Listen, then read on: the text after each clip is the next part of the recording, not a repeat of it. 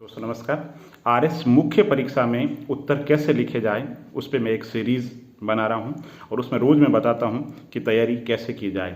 आज जिसमें आपको एक उदाहरण देकर के बताता हूं कि उत्तर कैसे लिखे जाए। जैसे आपने लोक प्रशासन, एक छोटा सा टॉपिक है, आप ध्यान से सुनना कि लोक प्रशासन कला है या विज्ञान है या दोनों है।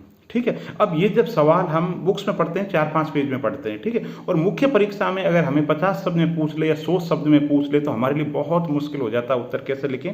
तो सबसे पहले मैं बताता हूं कि लोक प्रशासन कला है, विज्ञान है या दोनों है। तो देखो कि लोक प्रशासन जो है ना, कला है। तो कला किसे कहते हैं कि कला काम करने का एक विशिष्ट तरीका होता है ना। जैसे चित्रकला, मूर्ति कला, संगीत कला, स्थापत्य कला, कोई भी कला हो, ठीक। तो कला का क्या विशेषता होती है? कला जन्मजात होती है। जैसे कि हर व्यक्ति लता मंगेशकर नहीं बन सकता, हाकिम हुसैन हर व्यक्ति नहीं बन सकता, हर व्यक्ति, ठीक है ना, संगीतकार नहीं बन सकता। तो कारण क्या है? इसका मतलब क्या हो गया? कला जन्मजात है, लेकिन कला साथ में प्रशिक्षण के द्वारा भाई सिखाई जा सकती है। ठीक है भाई, इसीलिए मैं कहता हूं कि आरएस मुख्य परीक्षा के अंदर जो उत्तर लिखना एक कला है, और ये कला किससे होती है? ये कला अभ्यास से विकसित होती है। तो जन्मजात भी होती है, साथ में कला जो है वो विकसित भी होती है, प्रशिक्षण के द्वारा विकसित होती है। दूसरा पॉइंट, ठीक है। तीसरा पॉइंट के अंदर, कला के अंदर हमेशा ये लोक कल्याण की भावना होनी चाहिए, जिसे हम सत्यम शिवम सुंदरम की अभिव्यक्ति कहते हैं, वो होनी चाहिए। कैसे? जैसे आप ऐसा चित्र बनाते हो जिससे किसी की भावना आहत हो, आप ऐसा साहित्य लिखते हो जिसमें वर्ग विशेष की भावना आहत हो, तो वो कला नहीं है। यहाँ पे कला सत्य हो सकती है, लेकिन यहाँ पे लोक कल्याण की भावना नहीं है। तो कला में क्या होना चाहिए? लोक कल्याण की जो भावना है वो होना चाहिए। इसके अलावा कला के अंदर क्या होना चाहिए? सिद्धांत और व्यवहार दोनों का समन्वय होता है। कला के सिद्धांत होते हैं, चाहे चित्रकला हो, चाहे मूर्ति कला हो, चाहे संगीत कला हो, कुछ सिद्धांत होते हैं और उन सिद्धांतों के आधार पर व्यवहार की नींव रखी जाती है। ठीक है। तो ये मोटा मोटी जैसे मान लो 4 या 5 पॉइंट हुए कि लोक प्रशासन कला है। ठीक है। अब हम आगे बढ़ते हैं कि लोक प्रशासन विज्ञान है तो कैसे है। तो विज्ञान के अंदर फिर कला तो कौन मानता है? आर्डवेटीड है ना, प्लेटो है, ये लोग कला मानते हैं, पुराने जो लोग हैं। ठीक है। अब हम बात करते हैं कि साहब की जो लोक प्रशासन है, ठीक, वो विज्ञान है। कौन मानता है?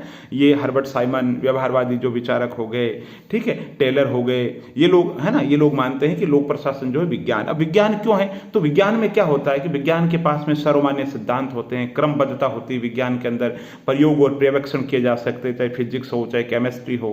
क्या किया जा सकता है? प्रयोग किए जा सकते हैं, पर्यवेक्षण किए जा सकते हैं, निश्चितता होती है, उसके अंदर सार्वभौमिकता, उसमें सार्वभौमिकता भी होती है, उसके अंतर्गत भविष्यवाणी की जा सकती है ना, कुछ बेसिक सिद्धांत होते हैं, तो ये और अनुभव पर आधारित होते हैं। ठीक है। तो ये विज्ञान की विशेषता हो गई है। ठीक है। अब दोनों है, दोनों कैसे हैं कि लोक प्रशासन कला भी है और लोक प्रशासन विज्ञान। लोक प्रशासन के अंदर कला वाले गुण भी बता दो, लोक प्रशासन विज्ञान के भी बता दो, और अंत में हम कहेंगे लोक प्रशासन विज्ञान कला है, कला के गुण भी है, लोक प्रशासन विज्ञान भी है, लेकिन लोक प्रशासन वैसा विज्ञान नहीं है जैसे कि रसायन शास्त्र या फिजिक्स। अब हम उत्तर पे आते हैं। 50 शब्द में हम पूछे कि लोक प्रशासन कला है या विज्ञान है। ठीक है। अब हम कहेंगे लोक प्रशासन, एक लिस्ट बनेगी इधर से कि लोक प्रशासन कला है, तो उसमें जो पॉइंट पड़े बहुत शॉर्ट के अंतर्गत, ठीक है। नंबर, लोक प्रशासन कला अन्य कलाओं की तरह जन्मजात, प्रशिक्षण के द्वारा विकसित, सिद्धांत और व्यवहार का समन्वय, लोक कल्याण की भावना। अब इधर आएगा लोक पर छोटी सी लिस्ट बनेगी लोक प्रशासन विज्ञान। क्यों विज्ञान? नंबर 1 क्रमबद्धता, नंबर 2 सार्वभौमिकता, नंबर 3 अनुभव पर आधारित, नंबर 4 प्रयोग पर्यवेक्षण पर आधारित। इस तरीके से 6-7 पॉइंट यहाँ लिखेंगे। ठीक, यहाँ लिखा जाएगा कि कला और विज्ञान दोनों। ठीक है। तो कला प्लस विज्ञान। निष्कर्ष में क्या लिखेंगे?